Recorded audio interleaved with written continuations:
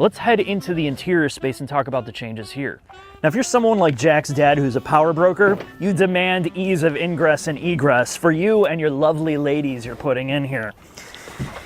I will say it is easier to get in and out, and there's some subtle touches that their techs did with lining the rim of the glass with a rubberized texture. So if you happen to catch your body on it, it's not as sharp as it used to be.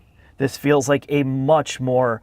What do you mean 70K for a Civic? Isn't the Civic Type R like close to that price?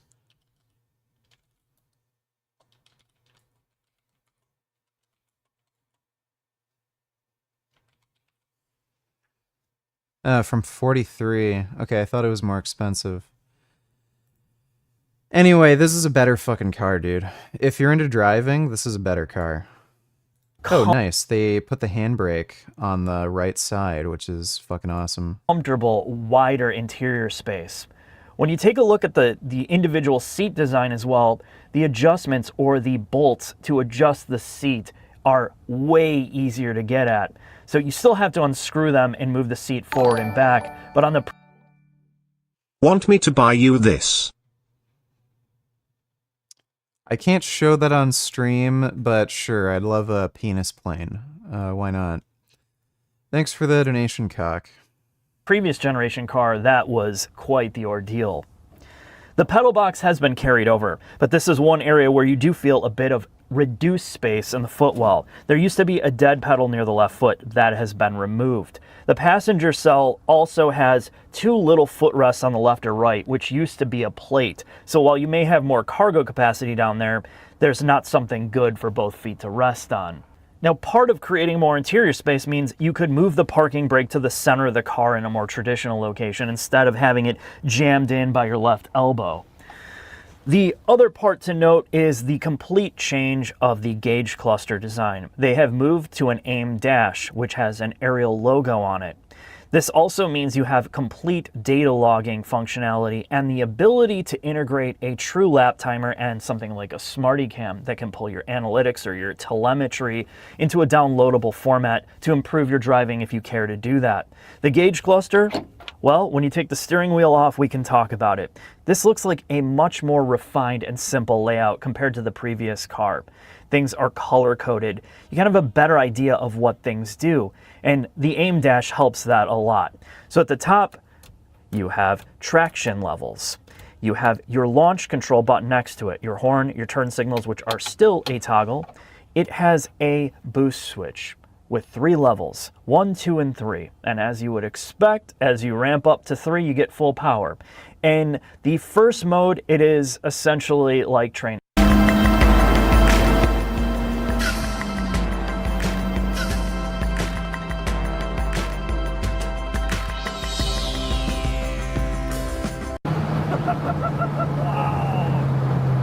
Here in the US, the manufacturing changed. So there are a lot of improvements there, but overall, a lot of that same character was built in. The aero wasn't great. The vibration was better. It was a much smoother ride. You could drive it every day. It didn't raise too many red flags.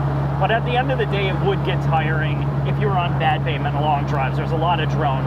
So now we get to the Atom 4. So it's been built from the ground up. They built aero in. Suspension kinematics is better. Damping is way better. We can drive in this pretty much all day in good weather and enjoy ourselves. And the vibration, like whatever vibration used to be there that was annoying, is no longer here. And there's so much compliance on the suspension for a car like this. Yeah, I thought because this car looked super similar to the prior generation. Yeah, damn, dude. This car is fucking sick. There's no ABS, too. I don't want to bullshit you. When I was and you younger, can turn it was traction control off with a knob. a dream of mine to own an aerial Atom, to be out on track and experience the exhilaration and rawness of this car. And luckily in my life, I've been able to own one and see its evolution. Now I'm out at Virginia International Raceway on the South track in the new Atom 4, kind of feeling out what it's like to drive this. And I've never been out here before on this track, so I'm learning with the car.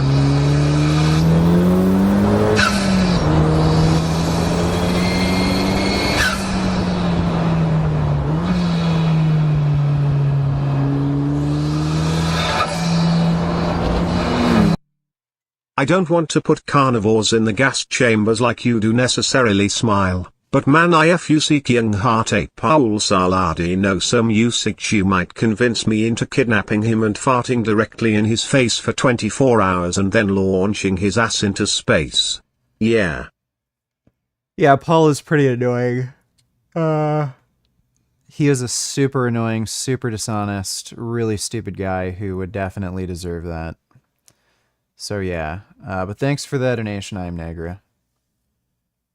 Have you seen the back mono? I've not.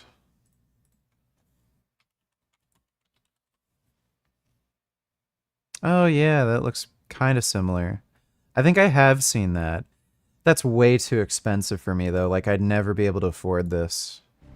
Like ever in my life. That's $250,000. I think it's way harder to maintain too. Like it's an actual race car and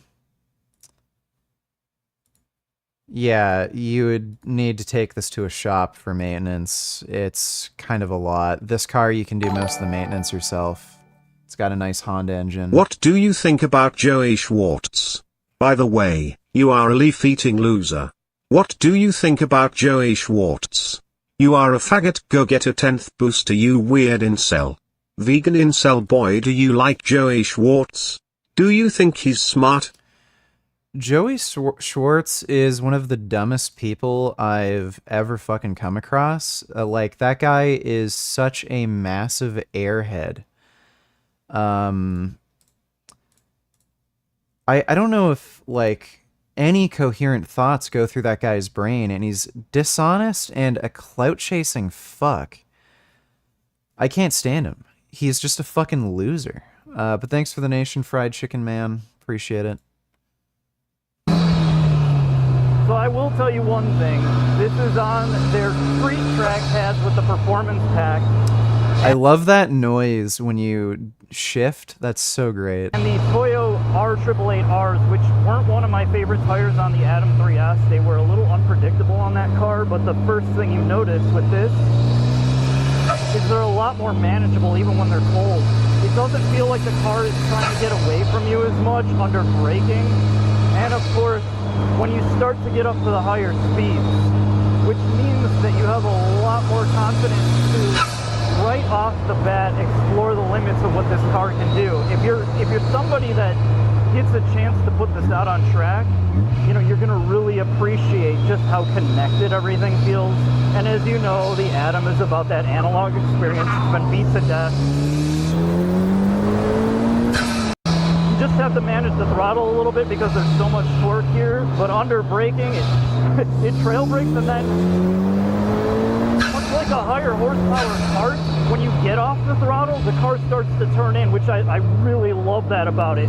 There's no... The 10% it loses is in character from some of its refinement and the K20C1 Honda engine. Yeah, dude, that car is pretty fucking dope. All right. Vegan for 30 days. A world where you're baking other food that has animal-derived ingredients. When I not agree with me. What is that? I mean, apples and beans are food group. Can't be fucked to watch that. Let's watch the FouseyTube thing. So Nick knows about the phone call I had. The one that I said is the biggest phone call I had. The reason I'm so calm right now, because my life has changed forever, alhamdulillah. But there's one stipulation. I have to go. I just love this response, from the only honest chiropractor that I linked to you before, to the claim that you shouldn't sleep on your stomach by chiropractors. Yeah, that guy is a pretty sharp dude. Don't lay down and twist on your head. This will give you stress all on your neck. Avoid laying down directly on your shoulder. You'll wake up with pain when it's over. That is so stupid. Someone tries to tell you it's bad to sleep on your stomach or any other position, just point to any other vertebrate in the animal kingdom. You really think humans are somehow the only ones too fragile to sleep on their stomach? A duck can sleep with its head whole ass backwards, but if we turn our head on a pillow, we'll mess up our spine? This is the worst ever sleeping position. I would never sleep on my stomach. Clearly, some people still think that, despite having zero scientific evidence to back them up. There are no bad sleep positions. Just do whatever feels comfy. Yep. Chiropractors are all fucking quacks. I don't know why they're even still allowed to practice chiropractic. It's fucking stupid. They should just ban it and just have, you know, physical therapy, like physical therapists and shit. Thanks for that donation, though, Bend Over.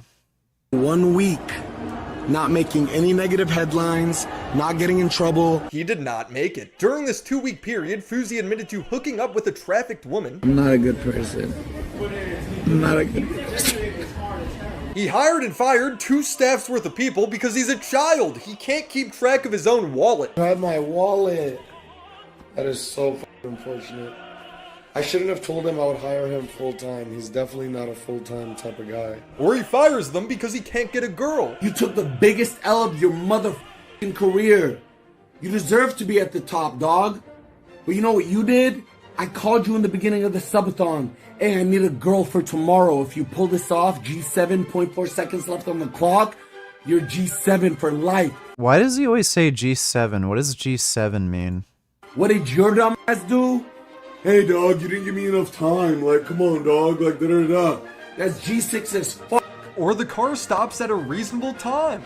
Guess what? Guess why I called you, Baba? Guess why I called you? Hey, hey! What the f***? Dog, you almost hit him. Look how close you are. I'm gonna prove it so they don't think I'm an idiot. Fousey's the type of guy to stay up for 48 hours straight, get kicked out of his hotel room, blame it on his employees, and then fire them for taking 6 hours to sleep. They were with me all night. They got barely any sleep. But I do not want you on my team. I do not feel safe with you in my corner. You're not fit for it. My life was in danger today. I lost my tooth. I didn't have my hotel, nothing, and you were asleep. Asleep, dog. It is all his fault, but you can't reason with crazy. It's a ha ha ha. Bear, stop, please. God damn it, man. Put it back on you. I'm getting annoyed. People don't stop f***ing texting me. No! Just go. You guys are all fired, by the way. This is your last day. Where's my phone? I used to be scared to tell the world I was Muslim. I had to meet. Here's what's crazy. You know, I think he probably just has histrionic personality disorder. I don't think he actually has bipolar disorder. Let me see. G7! Kick me! I lose! But it's not Tuesday, Patrick. Tartar sauce! So that's what G7 is. Okay, that explains everything. Thanks for that donation, Bend Over. I had to meet all the powers that be and be scared to say I'm Muslim. Hi, my name's Yusuf. That's my girlfriend screaming in the trunk, but I didn't slit her throat. Because if the gay gun so small, that she'll die too. Anyway, I'm almost at the bridge now. Oh, God, how am I supposed to send this shit out? Bro. Good lord. Eugenia Cooney has basically turned inside out. Her appearance at 12-18 is not human. Let me see. We've been here a while today, but it's been a lot of fun. We love Disney. Hey guys, so now today it's like actually my last day that I'm here. I've been hanging out a little around here, but filming, and I'm just kind of like hanging by the pool today. But right now, I think I'm gonna be going to like maybe downtown Disney, or I think it's called Disney Springs now, and Hollywood Studios today. But yeah, I've just been hanging by the pool. I have this like new bathing suit, guys. I got this like, it's not super new, but I got it kind of recently. I love it. I love the pink so much. How I think it's the so fuck cute. is she Here, we got still alive, dude? This Hollywood. I wonder what kind of look she gets when she's in public. Like, she is so fucking ill. Holy crap, bro. Thanks for the donation, though, Adam. I just don't understand it. It's pretty fucked how somebody can have an eating disorder to that degree.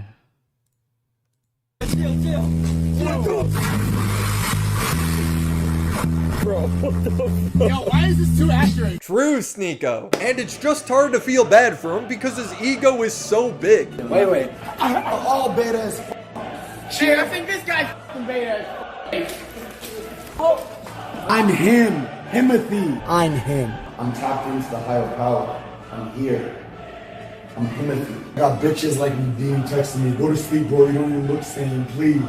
He's never worked hard a day in his life. Ending with Fousey getting arrested and put in a mental hospital. My life is in danger and you arrest a Palestinian Muslim who's viral? Are y'all dumb or are you stupid? Do you like your job? And he's promised to come back stronger than ever. Can't leave the hospital until I get clearance from the police, so I've been here for 4 days now. I got fouled out, that's all it is. I'll be back, y'all know that. Season 2 on the way, we champions now, let's get it, G7 baby. This is the mental self-destruction of FouseyTube. The most time-consuming part for me making a video is researching the topic, because finding trustworthy news sources is hard. Everyone's reporting with some sort of agenda today. This is Ground News, a platform that helps you compare news sources and read in between the lines of media bias. Ground News this video. Say I'm fine, but I'm not fine. I'm dying.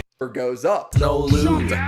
So what you gonna do? If you're number one, shove it up your ass and make it number two. Oh. After the bad press with the airport girl and his public beef with Keem, it would lead to Fousey to stop taking his mental health medication, blaming it on his staff. Imagine having to work with someone who's purposely a crazy person. I need your medication that I've been asking you to send me the number for 2 days. Don't put that on me. All you have to do is call the security and say, hey, go, you lock Yusuf in a room and say he's not going anywhere, he's not shooting until he gives you the medication. Don't play that, you It is on you. No security team that you contract out will ever hold you hostage. That's a lawsuit waiting to happen. Yeah. Don't be a bitch to me, dog. You're not working for me. You're not my fucking No, I didn't hear the story of a woman naming her child Meth Rocks. That's not a good name. Put me in my place. Tell me what to do. Grab your balls. Show me why your wife loves you. It's not my fault if you let me walk all over you. I don't have to apologize for how I treat you. Yes, it is your fault. Fousey's the kind of guy who preaches a lot. He talks about how he wants people to be straight up and real with him. But he's literally a man-child, never taking responsibility for anything in his life, always blaming somebody else for his actions. Hey, watch this, watch this. It's weird,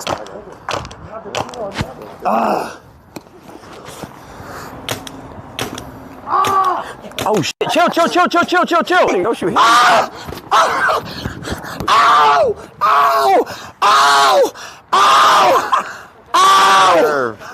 Fuck! Please don't. Be a man. Please don't. Be a man. You shot me. Aiden, it hurts. I'm not gonna do it out of consent. Aiden, please don't. This is gonna start a war. If you shoot me, wallahi, it starts a war. Don't do it. Wallahi, you shot me first. And then he got me back. It doesn't matter. You shot me and you shot him. He's on your team. Go shoot Neon. Go shoot somebody else. No, that makes no sense. But you shot me too. And you shot him. An accident. Alright, turn around. No! Dude, It's only right. Dog, I'll go home. I swear to God, I'll go home. I swear to God, I'll go to my hotel. Why? Because it hurts like a bitch. You just shot me! I didn't know. This is my first time paintballing. I've been lying to you guys the whole fucking time. Wallah. I've never paintballed in my goddamn life. Just do it for me.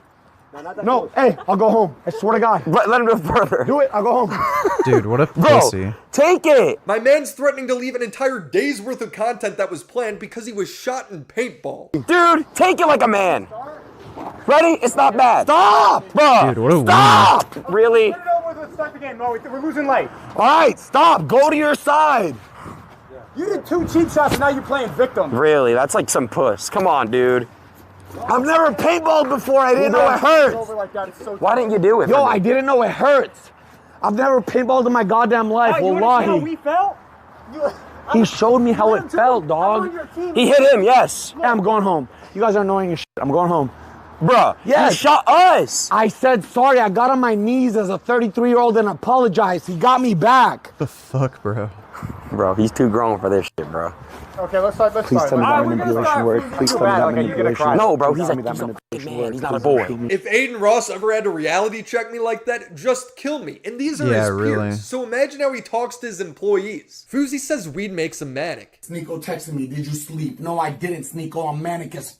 Can you not see? Are you not watching, Sneeko? I saw your watch time. You watch me for like 10 hours a day. Can you not see how manic I am right now? I smoked weed. Weed incites my manic. This happened because Fousey hired a full-time guy to roll joints for him. He asked for 5 ounces of green and then yells at the guy for getting him it. My brother, did you roll the joint? We didn't have any more. You remember I told you? People don't stand up for him because they're clout chasers. I told you to get some 5 hours ago. Brother, I was with you all day. I haven't had a That's not an excuse. I told you to get some 5 hours ago. It's a fucking text. You know what I've done? I've called my mom. I went to the therapist on Zoom. I prayed. I fucking done everything I've done. I bought a Rolex. I've done this for Neon. And you're telling me you can't text the guy and say, hey, drop off 5 ounces to this house? He was literally Fousey's cameraman. He's been with him the whole time. 5 what? I didn't really need 5 ounces. I just meant 2 joints to the hour. How did I find out? Just go. Dog, just go. Just go. Just go. Just go. Just go. I don't actually want 5 ounces. I just want 2 joints every hour. Guys don't know how to work hard anymore, dog. According to Fousey, weed makes him manic and he's smoking 2 joints an hour. One of the key signs of being manic is no longer having the need to sleep. And at this point, Fousey hasn't slept in 48 hours. And neither have most of his employees. You needed sleep? You needed sleep? Did your p*** hurt too? He gets up, checks out of his hotel early because they won't clean his room at 9 a.m. But can I get somebody to clean my room, please? It's a mess. Please leave your message for... Not, what do you mean not today? Please, my room's a mess. I need it, or I'm actually, you know what? You're right, you're right. I'm sorry, I'm leaving this hotel today anyways. Thank you. You just lost me, you dumb fuck. I'm going to another hotel. Nadeem, wake up. What is this weird gay shit he's wearing?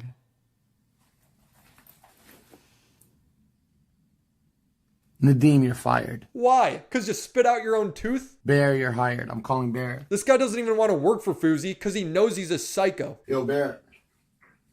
I'm firing Nadeem. Why? I smoked laced weed tonight. I had a manic episode. I cussed out everyone. I sent a message to Andrew Tate, Tristan Tate. I broke my veneer. I don't have a tooth in my mouth right now. I haven't slept. I haven't eaten. I've called him 6 times. It's 9:30 a.m. This guy's a spoiled, whiny baby.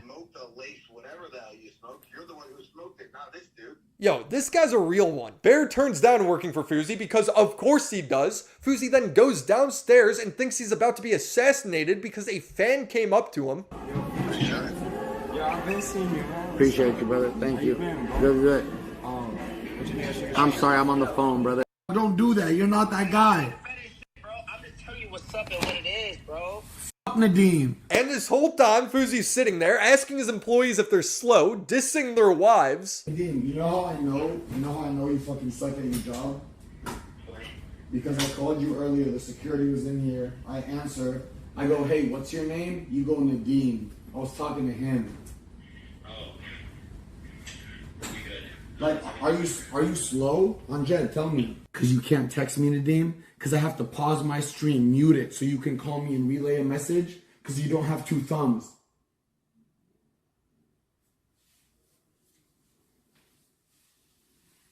Like, really? I think you're slow, dog. I think you got dropped on the head as a baby. Unblock somebody.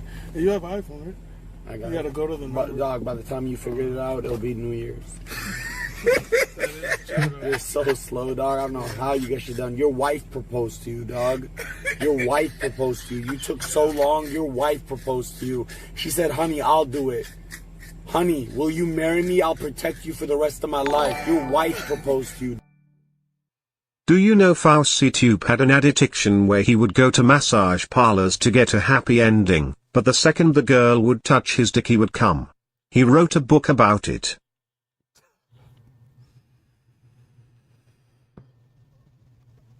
Yeah, I think I heard him mention something like that on Ethan Klein's podcast. James Wade, please buy at work. I beg you. I would, but it's out of my price range. 77 quintillion 777 quadrillion 777 trillion 777 billion 777 million 777,777. Well, thank you, thee than thou. Appreciate it. Appreciate the donation and you trying to encourage James. Thank you. Yeah, Rickard, I think I think he mentioned something like that on... How much would you have to be paid to be Fousey's personal assistant or security? Buddy, I'd have to be like making at least 200,000 a year. At least. Like for me to even begin to consider. Like actually no, 250,000. Like at least 250,000 or else like no deal. I'm sure that is just AIDS. Pure AIDS. Thanks for that donation, though, Gohan. Yeah, Fousey on Ethan Klein's podcast said something about him having overly sensitive penis and, like, coming way too easy. I don't know how the fuck you can have a sex addiction, but, like, come instantly. Doesn't make any sense. Like, if the sex isn't really lasting any amount of time, how the fuck can you get addicted to that?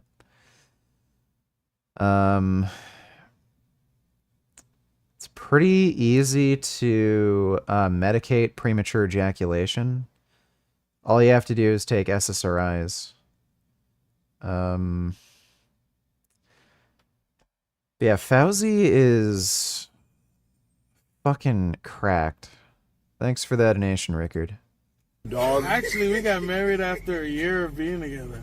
Your wife proposed That was to you. pretty quick, if you ask me. Get married in the first Your year. wife proposed to you. But I went with it. I'm very slow with fucking You are. things and Can you shit. call your wife right now? I want to ask you if you're this slow at everything. Fousey tries to prove how terrible his employees are to his audience by making them do tests like how fast they could turn the music on for him. Well, hey. Get away. Watch how long it takes him to turn the music. Good shit, dog. Fucking gas. Speedy Gonzalez. I tested you right there. Good shit. Are we ready? Are we ready? They left me in the car, these idiots. They forgot. Yo, are we ready? Yeah, we just gotta get you checked in. Why is your voice like that? Some info. Give me 1 second. Why is your voice like that? There's no way you're married. His wife proposed to him. I need to talk to his wife, to be honest. I think I'm gonna have a private sit down with him. I'll do my first marriage counseling. So after Nadine puts Fousey up in a new hotel, his So third one weird. in 3 days because he keeps getting kicked out, Fousey brags to security about firing the driver. Tell me, am I wrong?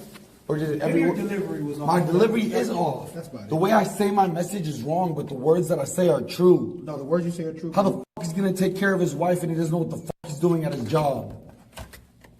He has a chance to retire his wife and he's doing this shit at his job? Right. Nah, dog. I say that because I care for him. If I didn't love him, I would tell him he's doing a great job and fire him when I get home. I'm gonna tell him he's ass. I'm gonna tell him Jay-Z would never let him drive for him. Uber would. He then gets into a fight with his doxer. Can you hear me, buddy? You know we have your address, we have your number, we have everything. Oh, you like doxing too? Hey, I know where you are right now, and I live here, buddy. Come over here, b****. I swear to God, I'll kill you. I swear to God, you pull up to my house right now, I'll stick a knife 10 feet in your throat. I literally slice it down to your penis and chop it off. Yes, this is a goddamn threat. I'll kill you if you come up to me. This guy's just looking here. It's like, what the fuck am I doing for a living? Fousey then calls the cops, but instead of calmly explaining what the threat is, he swats himself. City of Miami Police 911 operator King. What's the address of the emergency? What's the address? Intercontinental? Intercontinental hotel. You don't know the address? No. Get out of my room. Get out of my room. Get out of my room. Give me the address and get out of my room. Fousey is getting rid of the only guy he has left. I'm not I don't feel safe around you. I don't feel safe around you. I'm not going That anywhere. whole time you couldn't Google the address? It's right here. Calm down, bro. Ma'am, my Calm life is in down. danger. Intercontinental Miami. I'm in the Intercontinental! Oh, give me the phone, man. Give me the phone. You gotta calm down, bro. No, dog! Sit down and calm down. Relax. I'm gonna. Oh, because a guy told me I'm gonna die tonight. You want me to relax? Yo, sit down and let me give her the address. She's trying to get the address. Relax. I'm gonna give you the address, man. What's the room number? 2027. Fousey then tokes up a joint after he just Jesus. called to have the police come over. It's illegal in Florida. He goes on a rant about how viral and inspirational What a he is, as wacko. if the dispatcher cares at all. I'm a public figure. I'm the most viral man on the internet right now. I got invited to go to Andrew Tate's team. I'm like that guy right now. I'm a live streamer. My life is on stream 24/7. I travel around the country and promote sobriety to everyone. I just signed a $77 million Dude, what a deal loser. to do live streaming. No, he didn't. He's just making that up. She's just like, how is that relevant? Okay, wait, sir. Okay, sir, hello, sir. Let me just ask you what's going on right now. Let me know what happened. There is Fousey donated $2. Have you seen this yet? Skip to 2 minutes. Full scene that led to multiple fights. Let me see.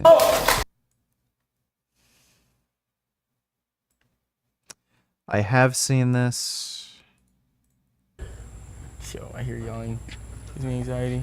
We can put the cameras up, right? We're Yeah. good? Yeah. Holy shit. Good, bro. Yusuf. Jack. What's your name? Jack. You're part of the Island Boys? No. Yeah, we've already seen this clip. Very familiar with it. Thanks for the donation, though, Fousey. a deranged fan. Oh, he is crazy as who fuck. has been calling my mom and harassing her, telling her she's gonna die. Who just called my hotel room, said he's in Miami, said I'm gonna die tonight.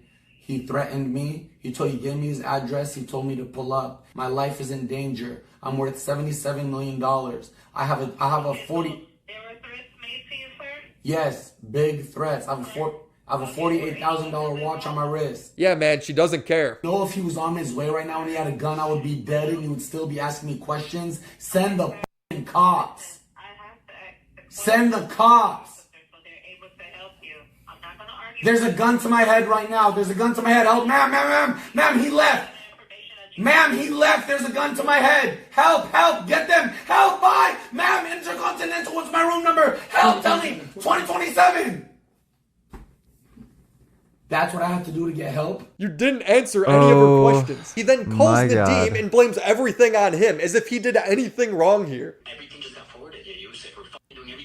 That was not a good decision. You know, I just called the police and they're on their way right now because I called them. No, but I was on the phone with them, bro. And Jet just fucking forwarded everything.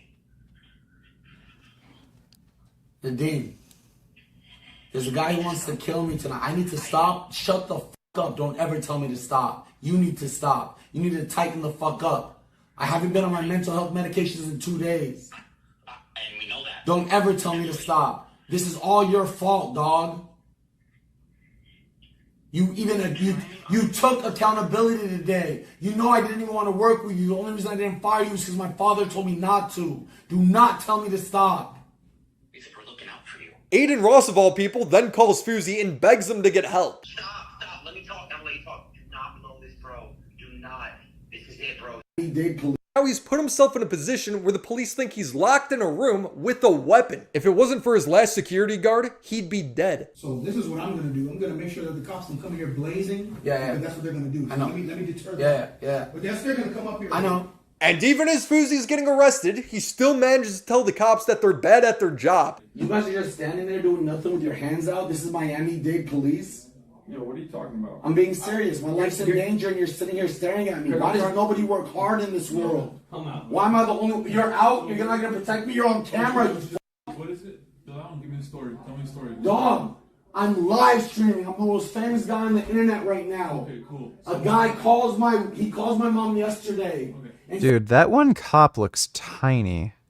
Like, he almost looks like a dwarf. Says I'm going to slit your throat. He called to my mom. No, my mom's throat. Okay. He calls my room today. Hi, it's me again. Remember me? He posted a video. He was on live yesterday calling my mom. I have his face, everything recorded. He goes, remember me? He threatened my life tonight. He said exactly where I am out loud. Room, everything. I literally told him, if I see you, I'm sticking a knife 9 inches in your neck and I'm sliding it down your penis. He gave me his address. And how does he know where you're staying at? I don't, he's a Why would he admit that he threatened this guy? stalker. Okay, and who is this guy? I don't know. So how do you want us to look for him if you don't know where he is? I have his address. What is his address? I said grab my security 20 minutes ago!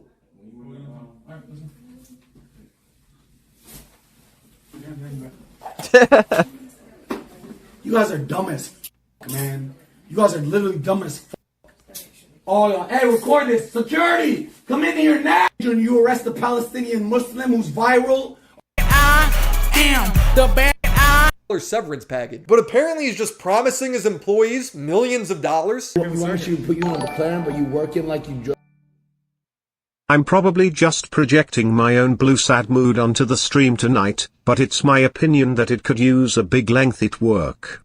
Please, for the love of disco, we need a disco-driven twerk 7 septillion 777 sextillion 777 quintillion 777 quadrillion 777 trillion 777 billion 777 million 777,000 777 at James Wade at HFHDF twerk. Well, I mean, every stream could use a twerk, but you're going to have to settle for a cat. Might not twerk, but we have a cat. Cat, cat, cat, cat, cat. Cat, cat, cat, cat, cat. This is a cat. A meow cat. He go meow meow. She prim prim, he go meow meow. Snow White prim prim. You're a meow meow, so you go meow meow. Mwah. Love my little prim prim. Thanks for the donation, thee then now. Drive a fucking Hyundai? No, go drive a Hyundai if you want to drive a Hyundai. He has a chance to retire his wife and he's doing this shitty ass job. Nadeem, my business partner, not fucking waking up, saying, sorry brother, I was tired. I worked till 4 in the morning. I pulled an all-nighter. I do everything myself. Am I gonna sit here and complain? When you can't pay your mortgage and your wife comes to you, baby, why can't we pay it? I'm sorry, baby, I was tired, I didn't sleep till 4. I love how in Fousey's world, you either work for him or you can't pay your mortgage. FouseyTube is not paying these guys millions of dollars. In fact, I'd be surprised if he ended up paying them at all. He posted his bank account a few weeks earlier showing he was $30K in credit card debt and only had $24K in his bank account. I want to emphasize that he has not signed his kick deal yet, but he's spending money as if he has. He signed a random fan to a music contract, promising him he'll be on the radio. Inshallah! Come here. He made me drop. Dude, there's no way Kick is signing this guy. He was banned from Twitch. Keep watching intently, I'm almost there. Okay, I'll keep doing that. Thanks for the donation, Omar. Vegan Runs. Yeah, there's no way Kick is gonna give him any money, because he's been banned from Twitch. If he hasn't already, he's going to be banned from YouTube, so it's not like he has any bargaining power for a contract. He's fucking insane. Drop my glasses, you fucking f***. I guarantee you suck. Come here. Come here. Come here. Let me hear something. Let me hear something. Shut your bitch. Listen. No, send it. Can I get to my speaker? Carry spices like wasabi. I don't ever trust these dirty niggas. All they do is watch me. I really got myself. They say they got me. They don't got me. Always been a writer. Now I'm rapping on a hot beat. Run up on me, hit them. And these niggas pull up, man, for sure I'm gonna drop one. I don't mean to bully. I just make these niggas run. This is not J. Cole. That was Thank Me Later, Drake, dog. That was Dreams and Nightmares. That was Dreams and Nightmares, me. Are you signed? No, I'm not You're signed. independent. I'm independent. Would you sign the G7 Promotions and be my first artist on my label? Yes, bro. Let's do it. Get my security information. I'm giving you $1,000 right now just for $1,000? signing. Just for signing. But that's just a cheap shot. I'm gonna buy you a Rollie, all that shit. Yo. I'm gonna treat my artist right. Yo. Fousey then gives him a Rolex. You want this Rolex? You want this Rolex? So is this the first time you might be touching a real Rolex? Yes. All right, let me tell you this before I give it to you. This shit means nothing. This is trash. It's trash. It's trash. I'd rather buy a fake Rolex than a real Rolex, but I'm buying this because I deserve it, to appreciate myself. That's the only reason. That doesn't even make sense. Yo, he just signed to my record company. Welcome to G7. So now Fousey doesn't have a Rolex. So what's he do? Goes and buys a $48,000 watch. Guys, can you guys be Dude. quiet for 2 seconds? Hello? Drake? Dog, I'm in Miami right now. Bro, is this all I have to do? Just act like a crazy fucking wacko when I get this kind of money? Like, what? I'm really Drake. I know. I'm a big fan as well. I'm a big fan. Drake. I'm a big fan. Drake. I swear to God, I stalked you, dog. I broke into your club, dog. Yo, Drake, I literally look like a crazy person right now because I'm outside of the place that you're at. Don't ask me how I found it, bruh. How you could really tell Fousey doesn't have money is that he begs Aiden Ross to buy him shoes. Aiden, buy me a pair of shoes. Bro, the kick deal didn't hit yet. Not yet. I got you, though. Buddy dropped $48K on a watch, but is having Aiden buy him $297 shoes. Yes. Will you buy me a pair of cool grays? How much are they? $297. Yeah. Yeah? Buddy lies. The price is actually $400. What are we doing? Is this a good Muslim thing to do? My man. 11. Aiden's buying me these. I'll buy the other one. He has no money? $470. Perfect. Don't tell him I told him they were $297. Can we get a discount? Nah, everything here, like whatever is that. I can't think of anything lamer than begging Aiden Ross to buy me shoes and then bragging about it. Aiden just bought me 2 pairs of shoes. Who cares? He then tries to flirt with a random woman by buying her shoes, but he gets really salty because she says she has a boyfriend. Aiden, I'm buying her shoes. No, I got it. Message me so I can follow you back. What was your name? Lucia? Remember my name? Yeah. Okay, you know what? To be fair, that is a cunt move. If a dude's trying to hit on you in a store and then he's offering to buy you shoes and shit, and then you're like, oh, thank you so much. Oh, I'll follow you on Instagram. And then you say you have a boyfriend, it's like, okay, fucking come on. You're just, like, that is taking advantage of somebody. That's bullshit. Akshaya Maim Pushan, Fousey Zedi Akund et Efa Islami and Darazodast. Mandega Shodain Akund Misha. Chon Mazloom Shod Marid Himayati. Jane Garami Gaya, Wa Indagheim Chizist Chaos Stad Medi Bazagon. Dark Etab Chib Namilal Mahubayiyat. I do not speak Spanish, but thanks for the donation, Mandalam. Yeah, like, that's bullshit. Okay, like, she's an adult. She'd know what's going on. Like, she should have just said, sorry, but I have a boyfriend. Appreciate the offer, though. Like, fuck that. That's her being a bitch. Girls be dumb as fuck. I swear to God, they don't listen. I go up to her. I have a girlfriend. Oh, no. I have a boyfriend. Yes, I know. I just said I have a girlfriend. Get a fucking hearing aid, dog. You girls are listening to Ice Spice too much. Deli.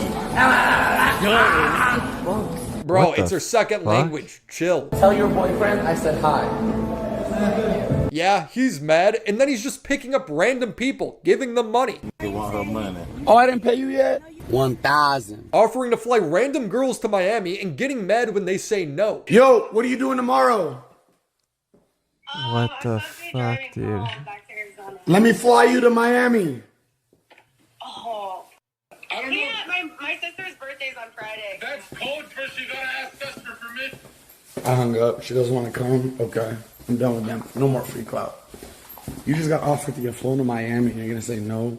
You begged. I'm not going to say that. The guy to finally stand up to Fousey is a 19-year-old TikTok prankster. Fousey starts off complimenting him, but then turns into a menace. That's your Lamborghini? Yeah. That's your McLaren? Yeah. This is your house? Yeah. Good fucking shit, dog. Why can I never get wasn't good smart shit? with my money. I wasn't smart. Good shit at 19. You retired your parents already? You know, they're good. Yeah, good shit, dog. I'm proud of you. Jack. What kind of content do you do? Like just check pranks, challenges, stuff like that. Fired. You do real pranks or fake pranks? Be honest. Hey, it depends on the. They're fake as shit. Be honest. Own that shit. You know, like own it. Your pranks are fake. Real. Hey, I give away money. They're not real. They're trying to build your business on the lie. Fuck your Lamborghini. Fuck your McLaren. Yo, that was the craziest switch up I've ever seen. Bro, I'm so jealous. Like, fuck me, dude. Just from making prank videos, like, fucking hell. I've ever seen in my life. I think Fousey's just speaking from a guilty place. It really starts to become a lot more clear how broke Fousey really is when he challenges the kid to compare bank accounts. And I'm worth over $50 million. What are you worth? Probably more than you. What are you worth? If we're going You want by... to show bank accounts? I sign my kick deal tomorrow. Let's do it. I'll pull up my bank account right and show now. you. Pull up your bank account right now. No, I have no money right now. I'm broke. So then why are you acting like that, motherfucker? I don't need money. I don't even act like that. I don't need money. You don't deserve money if you don't act like that. Let me talk. You humble this motherfucker. Bro, you never stop talking. I really don't know how big Fousey's kick deal really is, but either does he. The time he's supposed to sign it as well as the amount change all the time. This week I'm signing a $33 million deal, and I'm worth over $50 million. I'm gonna make $100 million this year. Mental health. So they just endlessly encourage your own money. Well, yeah, Sneeko and Zerka are pieces of shit. Liberal or Republican, well, if you pick a side, then you're done. You want Trump to grab your pussy, or Bill Clinton to cover you in cum. It's hard to take any of this seriously from Fousey, but he does throw around some pretty horrific accusations, talking about stuff he probably knows nothing about. He starts going after Zerka for dating little girls. Because I know you like little girls, but I like to mature them. You know? They come young. You can keep them young and keep emotionally abusing them, hurting them, R-wording them, whatever you're doing. R-wording them? You're just gonna throw that out there? I'm not accusing you of R-word, by the way. If the shoe fits, wear it. I'm exposing the industry. I'm exposing the industry. I'm exposing... You know, to be fair, it wouldn't surprise me if Zerka was doing that. He is a degenerate piece of shit. ...the industry. I don't think they're strong enough as the Illuminati, though, so I don't fear for my life to expose this broke-ass industry. This broke-ass industry of you fucking pedophiles, of you fucking Satanists, of you fucking piece of shit, dog. Y'all are disgusting. Who are you talking about, bro? No amount of extra context makes this any more clear. It's just an unhinged rant. I win Creator of the Year, beating Smosh, like all the biggest YouTube channels at the time. Fan voted. During my speech, I say, the haters on the internet made me feel gay. Pin dropped. I based myself based on what I read on the comments. I felt worthless. I felt ugly. I felt gay. I felt that no... Is that Fousey? Like, that just based on what they told me. Got canceled. Whoa, he looks different. By f***s like Philip DeFranco. He literally posted a video. What the fuck? And he said... Fousey phobic on stage, da-da-da-da. I get canceled, dog, because of a fuck like this. Acting holier than thou. Has a private life. Probably is a pedophile in real life. This lasted all night. 7 hours of him. Well, Fousey is not mentally well, but we already knew that, didn't we?